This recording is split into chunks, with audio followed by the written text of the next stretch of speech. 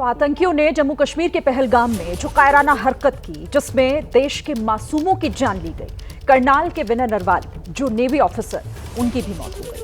आपको बता दें कि आतंकी हमले में करनाल के विनय नरवाल की भी मौत हो गई है। 19 अप्रैल को विनय की शादी हुई थी और विनय अपनी पत्नी हिमांशी के साथ हनीमून मनाने के लिए वहां मौजूद थे।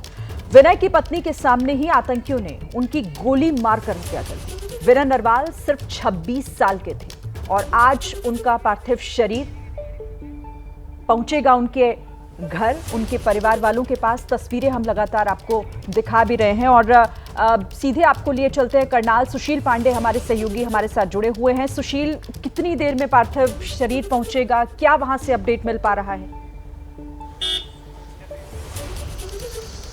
जी देखिए, अभी फिलहाल ये जानकारी मिली है कि थोड़ी देर में फ्लाइट जो है वो दिल्ली में लैंड करेगी, लेकिन अभी थोड़ी देर पहले ही जो नेवी के ऑफिसर्स हैं वो जो दिवंगत विनय नरवाल हैं उनके जो घर के दादा हैं उनसे मुलाकात की है और उन्हें तमाम जानकारियां उन्हें दी हैं और साथ ही साथ उन्हें सांत्वना भी दी है। मैं आपको अपने तस्वीरों में दिखाऊं तो देखिए, तस्वीरों में ये नेवी के जो तमाम अधिकारी हैं वो आपको तस्वीरों में सीरीन दिख रहे होंगे। ये वही नेवी के ऑफिसर्स हैं जिन्होंने अभी थोड़ी देर पहले उनके परिवार वालों से मुलाकात की है और तमाम जो अपडेट्स है वो दी है। ये माना जा रहा है कि लगभग 5:30 और 6 बजे के आसपास जब उनका पार्थिव शरीर यहाँ पर आएगा तो उसको नेवी एस्कॉर्ट करेगी और बाकायदा जो एक राजकीय शोक के आधार पर जिस तरीके से विनय नरवाल को श्रद्धांजलि दी जाएगी, विदाई दी जाएगी, उसकी तैयारियों के बारे में तमाम जानकारी जो है वो दी है। और मैं आपको शीरीन तस्वीरों में दिखाऊं तो ये तमाम जो परिवार के लोग हैं वो यहाँ पर मौजूद हैं और उनके परिवार में श्रद्धांजलि देने के लिए मौजूद हैं, क्योंकि करनाल में ये वही घर है शीरीन जिसमें 4 दिन पहले खुशियों के तमाम चीज़ें देखने को मिली, ढोल नगाड़े देखने को मिले थे। लेकिन अब ये वही घर है जहां पर इस कायराना हरकत के बाद सन्नाटा पसरा है और सन्नाटा केवल इसी घर में नहीं है बल्कि पूरे करनाल में तमाम लोग दुखी हैं, क्योंकि जो विनय नरवाल हैं वो नेवी में लेफ्टिनेंट थे और जब शादी उनकी हुई तो वो हनीमून मनाने गए और अब देखिए कि परिवार में तमाम जो लोग हैं वो फिलहाल दुखी हैं। सबसे बड़ी बात यह है कि तमाम लोग यहाँ पर उनको श्रद्धांजलि देने पहुँचे हैं। अब किस प्रकार की चीज़ें हैं, कुछ लोग हैं उनसे बात भी कर लेते हैं।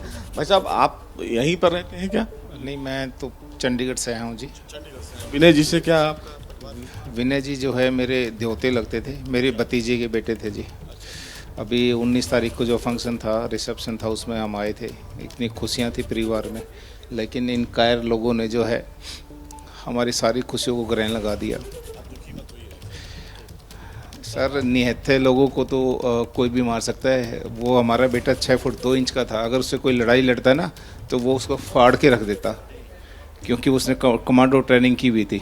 लेकिन निहत्थे कायर लोगों ने जो है सारे हमारे घर में भी और हमारे जो देश है उसके कितने भी लोगों को उन्होंने मार दिया है। हम तो भारत सरकार से अनुरोध करते हैं कि वो जितने उन्होंने हमारे मारे हैं उससे 1000 गुना उनके लोग मारे और सारे जो है जम्मू कश्मीर है या जहाँ भी आतंकवादी जो लोग हैं उनका जल्दी से जल्दी खात्मा करें। आपकी मुलाकात हुई क्या जम्मू कश्मीर जाने से पहले उन लोगों से? कोई रिसेप्शन में हमारी मुलाकात हुई थी और दोनों कपल्स इतने ज़्यादा खुश थे, इतनी उनकी जो उन्होंने कपल डांस किया, इतना ज़बरदस्त परफॉर्मेंस की थी। मतलब जैसे मेड फॉर ईच अदर होते हैं, ऐसा था। वो जो बिटिया हमारे यहाँ वो बन के आई है, वो भी बहुत पढ़ी लिखी बच्ची थी, लेकिन आपने देखा ही है कि क्या उसके साथ हुआ है। वो 4-5 घंटे उसने कैसे वहाँ बिताए होंगे जब उन्होंने उसको गोली मार दी हमारे बेटे को। सारा परिवार जो है सब दुखी हैं जी, और रिश्तेदार, यार, दोस्त, मित्र, पूरा करनाल सब बहुत ज़्यादा, हमारा तो परिवार ही उजाड़ दिया इन्होंने। कायराना जो हमला हुआ उसके बाद फिलहाल अभी नेवी के ऑफिसर्स भी आए थे, मुलाकात की दादाजी से। क्या बातें हुई, क्या जानकारी दी गई? बस उन्होंने तो अपना जो प्रोटोकॉल था उसी के बारे में बात की है कि कब तक वो आ रहे हैं और कैसे उनको श्रद्धांजलि देनी है। उसी के बारे में वो डिस्कस कर रहे थे कि कितनी देर यहाँ उनका जब पार्थिव शरीर यहाँ आ जाएगा तो कितना समय यहाँ लगेगा रीति रिवाजों को, तो उसी के बारे में डिस्कस हुई है। दादाजी का भी स्वास्थ्य बता रहे हैं, तबीयत ठीक नहीं है वो नेचुरली जी, क्योंकि वो करीबन 75 ईयर्स ओल्ड हैं और हैं तो वो काफ़ी मजबूत, लेकिन इस घटना ने उनको तोड़ के रख दिया है। तोड़ के रख दिया, क्योंकि जिस तरह का हमला हुआ 4 दिन पहले, जिस घर में खुशहाली, उसके बाद इस प्रकार का मातम, ये अपने आप में अभी तो आप ये मान के चलिए कि हमें तो यकीन ही नहीं हो रहा है कि हमारे साथ इस तरह की दुर्घटना हो गई है।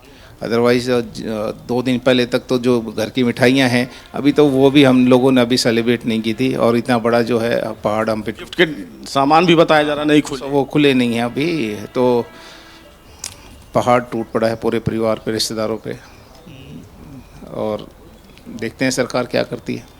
देखिए शरीन, ये जो उदास चेहरे हैं, मायूस चेहरे हैं, वो कहीं ना कहीं ये बयान कर रहे हैं कि इन्हें भी इंसाफ चाहिए। और पूरे करनाल में अगर मैं बताऊं शरीन, तो पूरे करनाल के लोग यहाँ पर मौजूद हैं, क्योंकि लेफ्टिनेंट विनय नरवाल देश की एक बड़ी उपलब्धि माने जाते थे, और जिस लिए अब ये पूरा जो सेक्टर 7 का इलाका है, यहाँ पर तमाम जो लोग हैं, चाहे वो बड़े लोग हों, छोटे लोग हों, सब लोग यहाँ पर पहुंच रहे हैं। सुबह से ही लोग अपनी श्रद्धांजलि देना चाहते हैं, और ये सेक्टर 7 में विनय नरवाल का घर है। इस घटना के बाद जो खुशियां थी वो किस तरीके से मातम में बदल गई। परिवार वालों को अब तक इस तरह की घटना का यकीन नहीं हो पा रहा है कि ऐसा हुआ है, लेकिन अब यही मांग की जा रही है कि बख्शा ना जाए, जितने मारे हैं हमारे वो बदला पूरा किया जाए, और जल्द से जल्द इस मामले में सख्त एक्शन लिया जाए। और एक्शन की तैयारी भी हो रही है, किस तरीके से, कहां, समय, सब कुछ तय करेगा अब भारत।